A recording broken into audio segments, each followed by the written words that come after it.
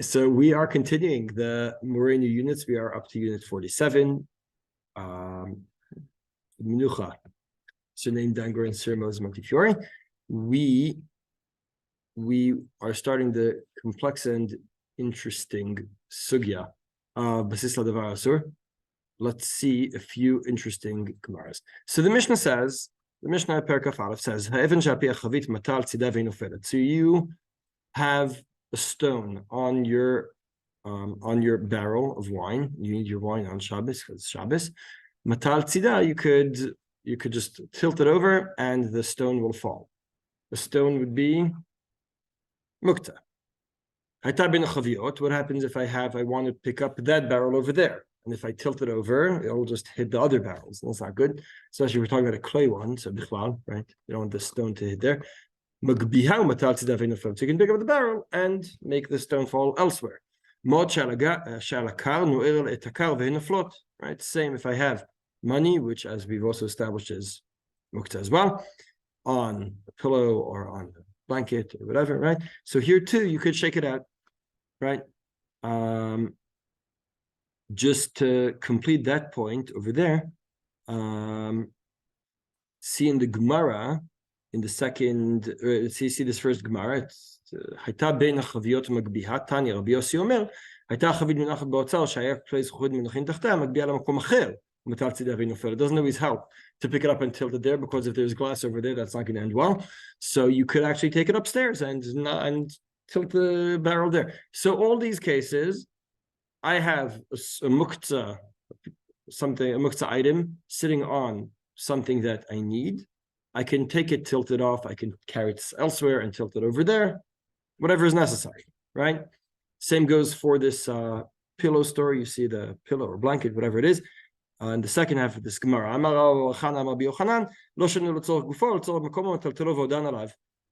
meaning if I need the blanket or the pillow, I can shake them off. But if I need to sleep here, so shaking them off here isn't going to help me, because then I'll have money on the bed. I don't want to sleep on my money. Shake it off onto the floor. Right, so that's what it's saying. So you carry them elsewhere and shake them off there. This isn't the halachic. We're just saying if you need the space, do you need the item or do you need the space? You need the item, so you shake it off here and walk off. If you need the space, you carry the whole thing elsewhere and shake it off there. Why do you say that's not the halachic? It's not because it's not. That's not the issue. The issue is when the Gemara is saying not so in the halachic sense, or in a practical sense. We're talking muktzah. We're talking muktzah. We're not in muktzah. No, I'm not aware of a distinction. Is there a distinction between the halachic sense and the mitziyut sense for those words? No, I'm saying the reason the Gemara is citing it is not because the halacha behind tzorach gufo or tzorach mekomo, because of a practical matter of if you need the space, knocking the muktzah off here will not be helpful. So maybe you're stuck. That's all. It's saying if you need the makom, you can carry it elsewhere and knock it off over there. The tzorach mekomo you can pick up. What? You can't pick up the money. No. No. I'm allowed to carry the blanket with the money on it. That's this case. No, money is muktzah. You're not allowed to carry the tzorach mekomo. Muktzah. That's what I'm saying. It's not halachic. So that's why I emphasize it's not a halachic sense. We're not saying you're allowed to carry the money to tzorach before tzorach mekomo. You're not allowed to carry money at all, unless it's stuck on an item I need or in a place that I need on an item that I do not need in that place. So, in all those cases, I can carry it. That's a different story. That's a different story. We're not learning the sugya of Klishah Torah Yisod now. We're learning the sugya of muktzah, right? You need to carry muktzah around. How do you carry muktzah around on Shabbos? On an item, apparently, right? You need to move it away. That's what it says, right? Right. If you need the space, you could carry the blanket elsewhere. So, all right. Now, all these seem to go against our prior notion of basis l'davar asur, because all these things should be basis l'davar asur, right? What is basis l'davar asur? Most simplest definition is I have it an item that's upholding a muktzah, right? If I have something holding muktzah, so the item holding it becomes muktzah itself. That's what basis al is generally. And all these examples all seem to go against that. So is there a reason why you say that muktzah, that something's holding up muktzah as opposed to saying that muktzah is on top of something? Is there a difference in why you're using that phrase? I'm not sure. I need to think more carefully. The muktzah is being supported by something. I think being supported by something is a better definition. We're going to go into the intricacies of that in Unit 48. So let's leave it at that for the moment. For the moment, it's good enough. So I have a barrel and I have a stone on it. I have a pillow and I have money on it, right? Whatever, all these things. Says the Gemara, Amar Rav Huna, Amar Rav, the bottom of the page, Lo shanu la b'shochach, aval b'niach nasa b'sedavar asur. So there's the difference. Same goes for the Ma'ot Shalakar, Amar Rav Chia bar Ashi, Amar Rav, Lo shanu la b'shochach, aval b'niach nasa b'sedavar asur, which means in all these cases, it was put there accidentally. If you put muktzah on another item on purpose for Shabbat, now what is purpose? Oh, this is going to be a very long discussion. But if the item is there purposefully, then you can't carry it. If it was left there by mistake, which again, a term we're going to have to define as usual, right?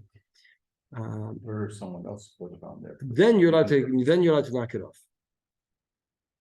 So, and then what's the halacha basis of the va'asu? I just wanted us to be familiarize ourselves with this.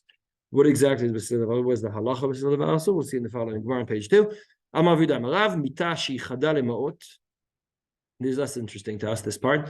The question is, at what point mita, just a general point, mita is basically any piece of furniture in the Chazal vernacular. So it's not necessarily a bed. It can be a couch. It could be a bedside table sometimes. So anyway, so if I have one that's purpose is to hold money, it will become a kli because its purpose is to carry the money.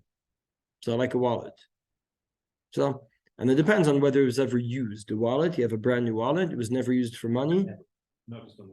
Right, it was never used. If I have a wallet that was never used, even though, why? Because hazmana lav milta, because the intention of, right, the purpose and the intent is not relevant, only the actual use. Until I use it for money. Now, once I put money in my wallet, my kids will ask for it in short order, and then I won't have money in my wallet very fast. And then it will remain, even though there's no money in there now, once it was used once. So, but until it was used, it's not a Klish Naftar Yisur, even though it says wallet on it. So, just that's the first part of the Gemara, less relevant to us. What's more relevant to us is the second half. Lo yichadal ma'ot. I just happen to have money there. Yesh alai ma'ot asol tatela, in alai ma'ot mutar tatela. V'hu shelo hayu alai ben shmashot. So, if the money was left on this for a piece of furniture before Shabbat, I'm not allowed to carry it. I'm not allowed to carry it even if the money is no longer there. There's no difference if it's Why? special for money or not. Why? No, lo yichadal ma'ot. Lo yichadal ma'ot. We're talking about one that's not designated. Same thing.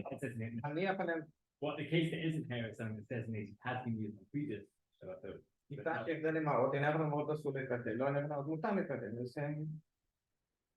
Why? What's the difference between the two? No, yesh alai or in alai. The first part is hiniach alai ma'ot, but they're not there now. It's the beginning. The first part of the Memra is discussing Klish Naftar Yisur. If you've ever put money on it, even if it wasn't that. The situation is now. 3 weeks ago, there was money on it. We're done. It's been designated as a wallet, and now it's a Klish Naftar Yisur. You can never carry it on Shabbat. Sorry, whatever. But so that's the Reisha. The Seifa. There's actually money on it. Is there actually money on it? So if there's money, yes. If there's money, no. Unless the money was there before Shabbat. Hold on. What's the difference in the case with the barrel? where I had a barrel of wine and I had a stone on it, that even though there was a stone on Ben Mashot, I'm allowed to carry it. Sorry? What's the difference? It's not a major- Shochach or meniach, right? L'chora. Shochach or meniach, that's what the Gemara says, right? But if it was done on purpose or not. Sorry? But the point is, this is what I said before, that the item that supports the muktzah becomes muktzah unto itself. So if I purposely had muktzah on another item when Shabbat began, that item becomes muktzah unto itself the whole Shabbat. Even if my kid comes and knocks the money off. Is it true only Ben Mashot? Good question. I'm working with the Gemara step by step. We'll see the Machlokes Rishonim later on. Yes, but as usual, your question is right. Preparing for the Machlokes Rishonim. So that's the basic definition of Basis Levar Asur. Let's see the Shulchan Aruch. Mita sheish alai ma'ot, or afilu ein alai ata. Even if there's no money on it right now. Vayala ben shmashot. Asur l'tatila. The migud itkatzah ben shmashot itkatzah lekula yoma. So there's one definition of the concept of basis levar asur. When Shabbat began, your assumption was, because it's miniach and not shochach, because you're aware of it, when Shabbat began, the assumption was that you're not going to be using this. Mimela, it becomes muktzah. Right, the Rima emphasizes, so, Vodin, Nikol Dvar Etel, Shumenach Alav Isur. If you're not sure, Why? you're not sure. Well, how do you define purpose? No, there's something on it there. Yeah. You don't know it was on before Shabbat. You kind of think it's possible. We're gonna get to the intricacies later on. You know, when was it put? Who put it there? When they forgot? Yeah. Or if you're unaware. When. Yes. We're gonna go to all the definitions in the next part. אבל אם אין עליו עלה טמאות וגם לא היה עלה בין השמשות, מותר לתת עליו. So, all right.